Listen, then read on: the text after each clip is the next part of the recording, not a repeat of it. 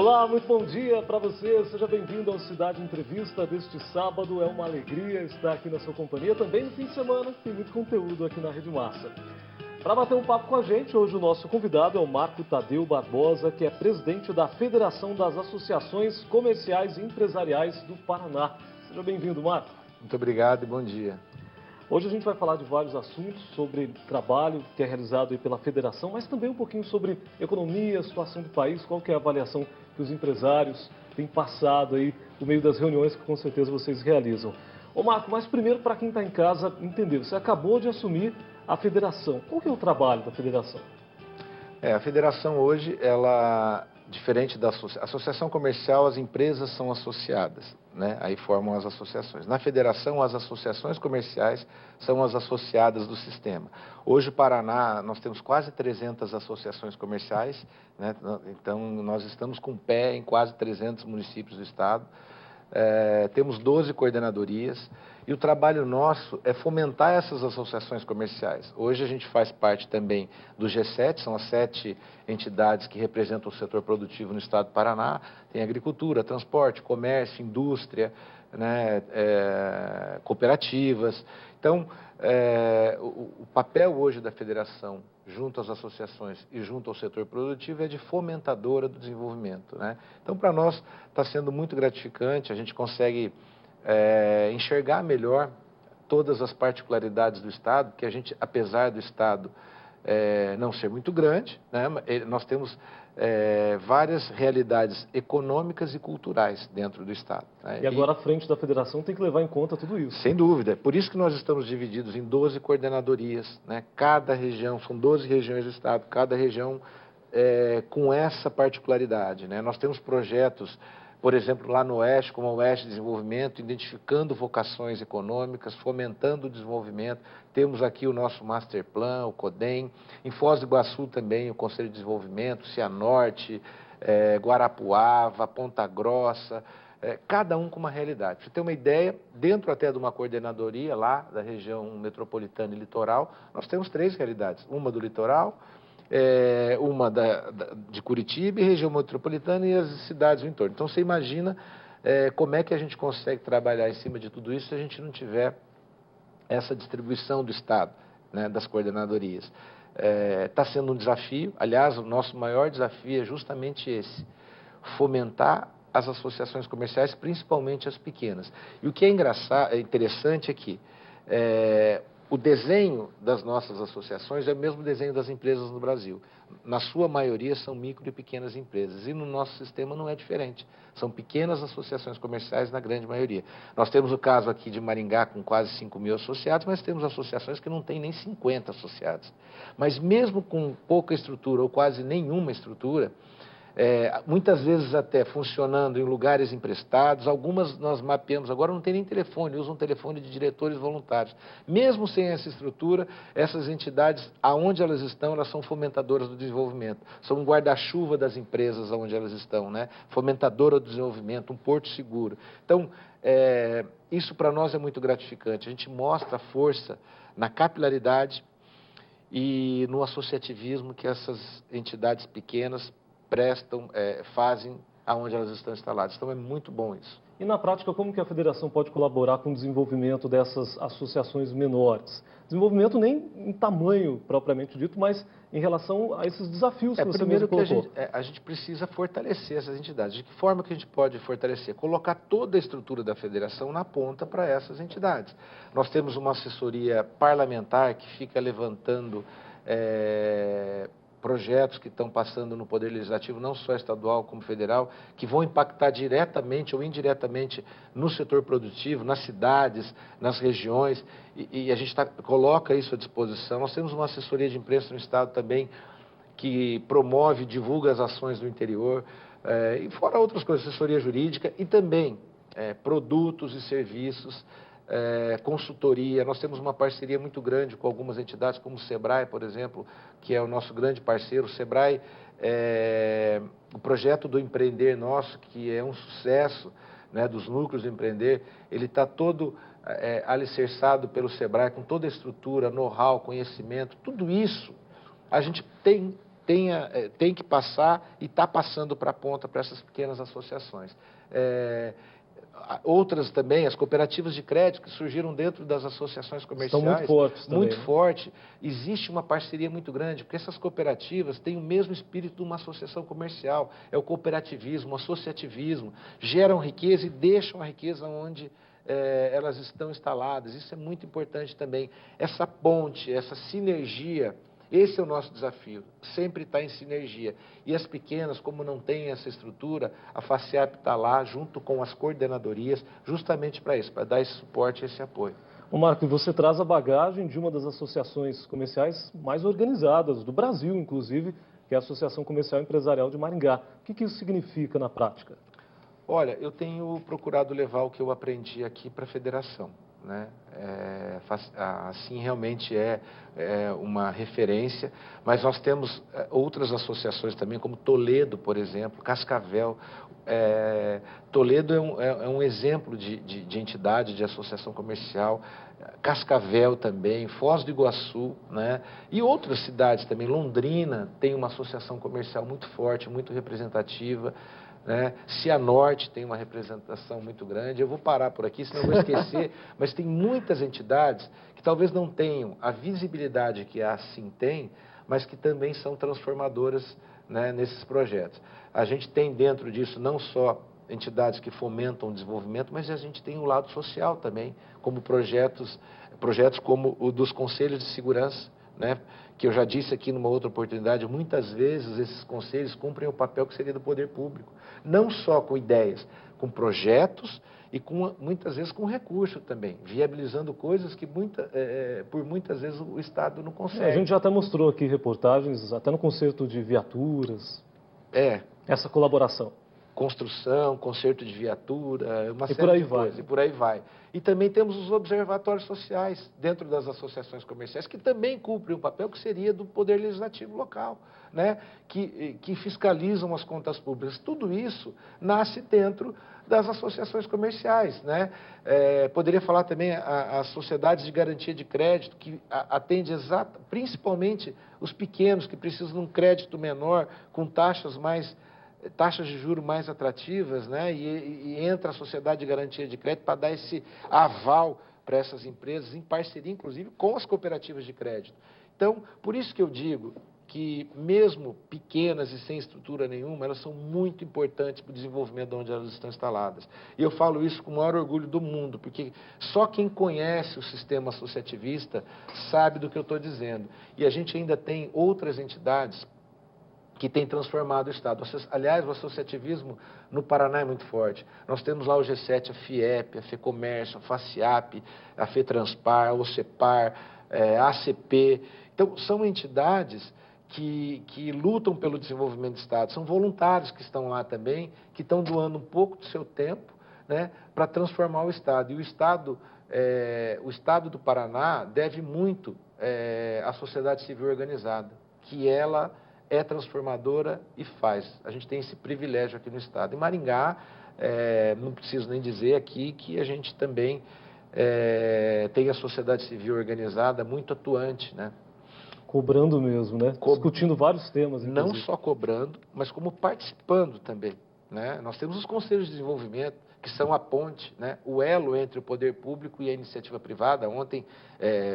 Antes de ontem, nós tivemos a posse do Wilson Rezende, né, um associativista, um cara fantástico, que assume agora o Conselho de Desenvolvimento, depois do Edson Cardoso, pessoas que são voluntárias. Você vê, o CODEM não tem nem orçamento, não tem personalidade jurídica, mas olha quanta coisa o CODEM fez fomentando o desenvolvimento da nossa cidade. Né? Projetos como o do Masterplan, copiados já, tentando copiar, outras cidades estão tentando copiar, pago sem um centavo do dinheiro público. Nós contratamos a PwC para fazer o nosso Masterplan, a primeira fase do socioeconômico. A sociedade foi lá, se mobilizou e pagou. Empresas, pessoas físicas, entidades, e está lá. Isso tudo dentro de um conselho de desenvolvimento que acontece dentro da associação comercial. Ô Marcos, você citou aí o Masterplan. Para quem está em casa entender, são 2 etapas do projeto, né? A primeira nós estamos concluindo, já tivemos a primeira fase que a PwC entregou, que é o socioeconômico.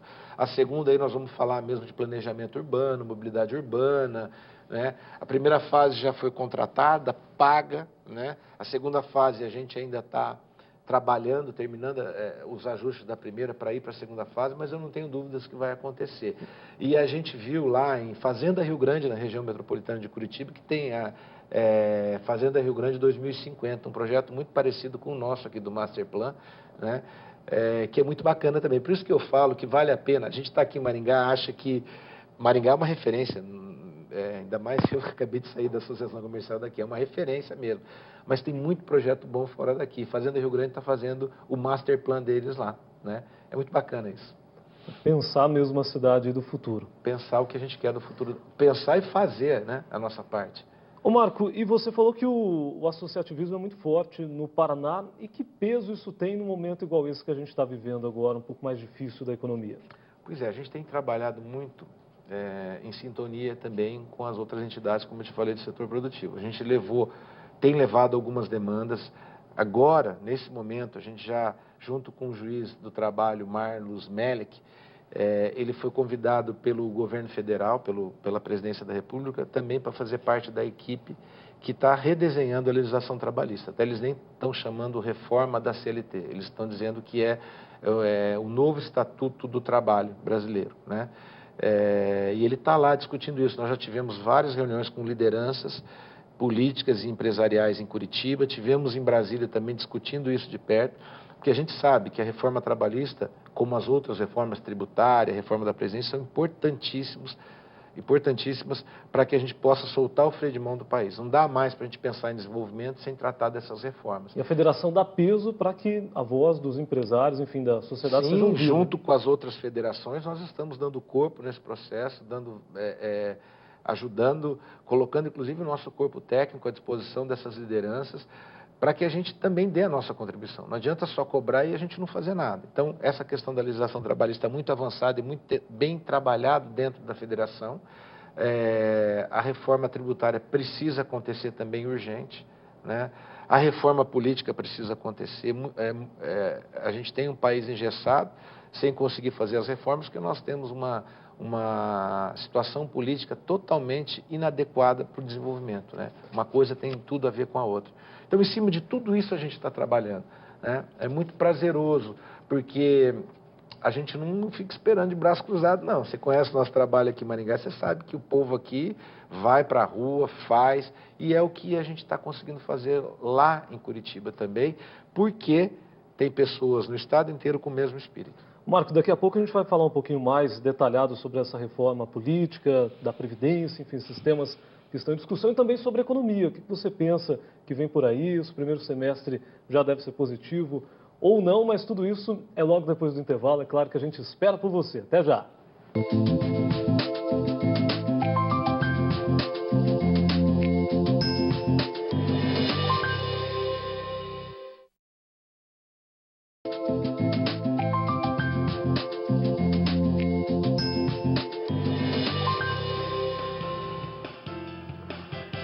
Estamos de volta com Cidade Entrevista deste sábado. Meu nome é Fernando Ripoli, muito obrigado pelo carinho da sua companhia. E o nosso convidado de hoje é o Marco Tadeu, que é presidente da Federação das Associações Comerciais e Empresariais do Paraná. Ô Marco, parece que já não se escuta mais falar tanto em crise. A gente sabe que o desemprego ainda está alto, bateu o recorde, mas parece que está diminuindo um pouco esse falatório da crise, pelo menos. A gente estava até comentando isso antes até do programa aqui com algumas pessoas na TV. É verdade. A crise não acabou, mas a gente já percebe que as pessoas estão trabalhando, estão esquecendo, estão deixando de lado a palavra crise, estão trabalhando, porque o mundo continua, a vida continua, as contas estão aí. A gente tem percebido de uns tempos para cá, alguns setores mais otimistas. Nós terminamos agora aqui em Maringá a campanha da Maringá Liquida, recebemos o depoimento de um comerciante que participou, disse que foi muito boa a campanha da Maringá Liquida. Claro, a gente está muito longe ainda do ideal, né? Mas a gente percebe que há sim, por parte de alguns, né, de uma grande parte dos empresários, um certo otimismo. O que eu penso é que se nós não tivermos mais nenhum atropelo político, se o governo federal fizer o arroz com feijão, não tiver nenhum mais algum problema político ou até questão da Lava Jato, eu acho que a gente termina esse ano melhor do que nós terminamos os outros anos. O que falta para nós é confiança, né? Muitos estão segurando o investimento por conta disso. Mas, como eu disse, algumas pessoas já estão soltando o freio de mão e a coisa começou a caminhar de novo. Agora, houve uma expectativa muito grande com essa equipe econômica que foi montada. Você acredita que ela está agradando, está decepcionando em alguns pontos? Qual que é a sua avaliação? Assim, o remédio é amargo, né? A gente precisa entender que o remédio é amargo. São pessoas de muito conhecimento, competência, já provaram isso em outras administrações, mas depende um pouco também dessa ação política, né? Não adianta nada ter a melhor equipe... Está tudo muito ligado, né, Marcos? Porque, veja bem, o que você vai passar no Congresso é difícil, é complicado, aprovar um projeto, qualquer que seja, precisa uma negociação muito grande, aí vem o interesse pessoal, a ação política ainda interfere muito, é uma pena isso. Eu estava ouvindo a CBN agora de manhã, vindo para cá, estava falando do fórum privilegiado. Isso é problemático demais, porque as pessoas acabam tendo a certeza da impunidade, né? E acabam não fazendo o papel que eles deveriam fazer lá. É claro que ainda tem gente boa lá dentro, né? Poucos, mas tem. Mas, enfim, se a gente conseguir passar esse ano sem uma turbulência maior política, eu não tenho dúvidas que o Brasil tem tudo para crescer de novo, voltar a crescer, porque a agricultura está mostrando isso para nós, principalmente para nós aqui do interior. O Paraná está muito bem, né? Graças a Deus a gente está numa região privilegiada, a agricultura tem feito a diferença, né? Nós não temos uma vocação industrial, mas o agronegócio impacta diretamente aqui em grande parte do interior do estado. Isso tem sido muito positivo. A gente tem trabalhado com essa ideia de que até o final do ano, somado ao resultado da agricultura e esse otimismo, que a gente vai terminar um ano muito melhor. Você citou os temas espinhosos e eu gostaria da sua opinião a respeito de alguns deles. A reforma da Previdência, por exemplo, que está sendo mais comentado no momento. Pois é, tem economista, tem palpiteiro que fala um monte de coisa sobre a reforma da Previdência. O que a gente precisa é ter uma estrutura saneada e que preserve a aposentadoria da população, né? Isso precisa ser feito com a máxima urgência. Não sou especialista em previdência privada, mas a gente sabe que o modelo atual ele não suporta, precisa ser mudado, né? Inclusive não só a Previdência Federal, a Previdência municipal também é a mesma coisa. As estaduais é a mesma coisa. Por muito tempo isso foi usado de forma errada politicamente e agora o resultado está aí, vai explodir, né? Isso precisa sim. Mas nós não podemos esquecer da reforma política, da reforma trabalhista. Nós não temos competitividade. O trabalhador hoje ganha mal, mas ele custa muito mais do que o Paraguai, por exemplo. O que teria que mudar na prática da reforma trabalhista? Uma série de coisas. O que, por exemplo? Assim? A terceirização precisa ser aprovada, né? A relação empresa, patrão, empregado tem que ser mudado. O passivo trabalhista é muito grande. Você acha que hoje mais trava do que colabora? Claro, você vai para o Paraguai, lá você consegue remunerar melhor, mas ele tem um custo muito menor. Eu estou falando do Paraguai. Né? Então você imagina os países mais desenvolvidos.